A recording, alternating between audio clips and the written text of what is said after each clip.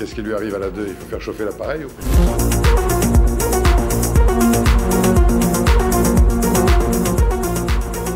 On se met en lien avec des personnes qu'on n'avait jamais vues, qu'on n'aurait sans doute jamais rencontrées. Et ça, c'est vraiment une grande grâce de cette crise, c'est qu'on a été mis en lien avec des personnes absolument extraordinaires, enfin en ce qui me concerne, que ça soit localement, des gens qui font des actions dans leur coin, comme des personnalités qui prennent des paroles publiques. Sans cette crise, j'aurais jamais eu l'occasion d'être ici, par exemple. Mais ce qui est vraiment chouette, c'est de pouvoir se rendre compte qu'il y a des choses à faire ensemble et à construire. Parce que ce qu'on est en train de vivre là, c'est une crise profonde, pas seulement de la santé, c'est une crise profonde de notre société. Il y a une crise politique, c'est flagrant. Il y a une crise économique, ça on entre dans de plein pied. Une crise médiatique, tous les médias allaient tous dans le même sens, sauf certains, un peu plus dissidents. Et effectivement, sans avoir de possibilité de débat contradictoire. La médecine, on l'a dit tout à l'heure, était en train de se déliter, la science est corrompue. La plupart des articles scientifiques ne valent pas tripette. Et ça, c'est pas moi qui le dis, c'est des directeurs de publication de ces revues. Et tout ça est en train tranquillement de s'écrouler, mais c'est pas grave, hein, on va acquérir autre chose.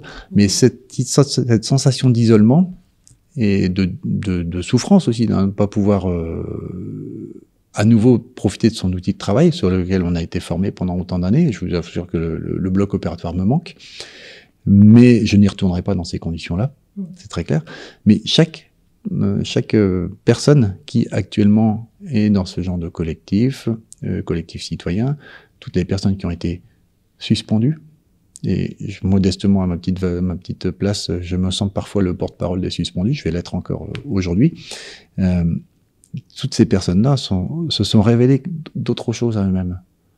Tous les soignants que je connais sont tous partis sur autre chose. Du soin, mais du soin autrement. Ou un autre métier, mais qui les épanouit tout autant. Il y en a à peu près, alors c'est le terme générique de suspendu, je vais y mettre dedans ceux qui, comme moi, je suis pas suspendu, on l'a dit en début d'émission, je suis mis en disponibilité, mais globalement ça revient au même, je suis empêché d'exercer. Pour revenir sur les soignants suspendus, je trouve que ça fait partie des scandales les plus monstrueux de cette crise, c'est que dans le pays des droits de l'homme, des Lumières, de Voltaire et de Rousseau, on a accepté que des personnes soient privées de leur outil de travail. En fait, quand on y réfléchit bien, c'est par délit d'opinion. C'est un délit d'opinion, tout simplement. Ça n'a strictement rien de sanitaire. C'était une décision politique. Ils ont dit non, à un moment donné, sur une situation qu'ils estimaient ne pas être, dont les conditions n'étaient pas suffisamment claires pour pouvoir donner leur consentement. Pas de consentement. Et donc, c'est important aussi cette histoire de consentement, parce que beaucoup de personnes qui ont succombé à cette injection sans consentement, qui sont allées en pleurant, je pense à pas mal de femmes dans l'établissement où je travaillais, m'ont elles-mêmes parlé de viol. C'est-à-dire qu'elles ont eu l'impression d'avoir subi un viol. Et quand on y réfléchit, c'est une pénétration sans consentement.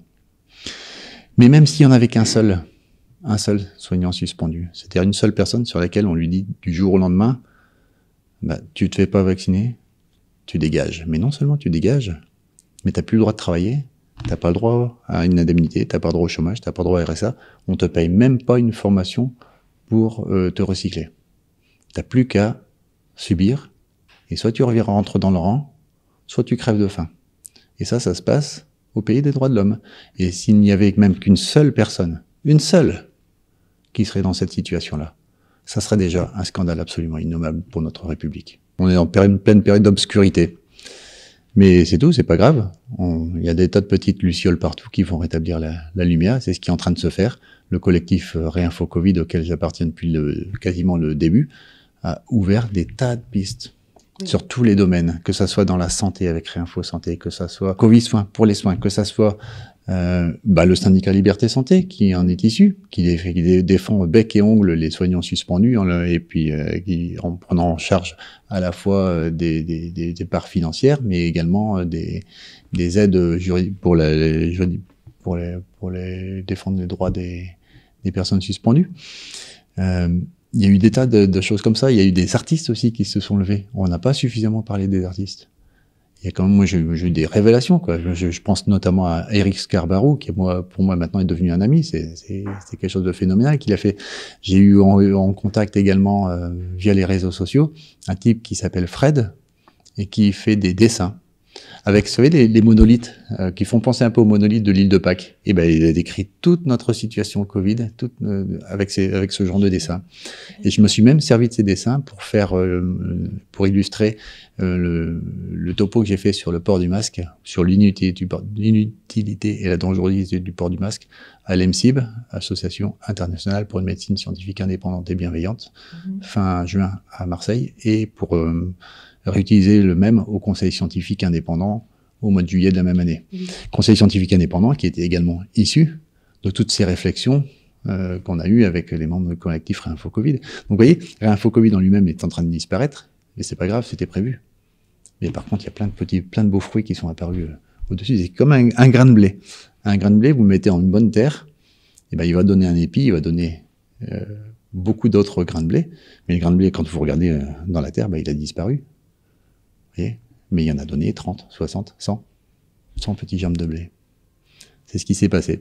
Et alors c'est vraiment important. Et alors, je parlais des artistes, et il y en a un autre, je pense que ça serait sympa et intéressant d'en parler. C'est Manu, alors il a sorti un CD, il s'appelle Manu LBLG, Emmanuel Le Boulanger. Un livre un CD que je conseille, il s'appelle Le Large, et là-dedans il y a une chanson qui s'appelle 3 points de suspension, qui m'a fait vraiment remuer aux tripes. Parmi toutes les personnes, les 200 ou 300 personnes qui étaient là à la sortie du Conseil de l'Ordre, il m'a donné ça, il m'a mis ça dans la main. Et puis c'est tout. Et puis après je l'ai recontacté, puisqu'il y avait son adresse mail derrière, mais il nous a vraiment fait ça remue aux tripes quand même.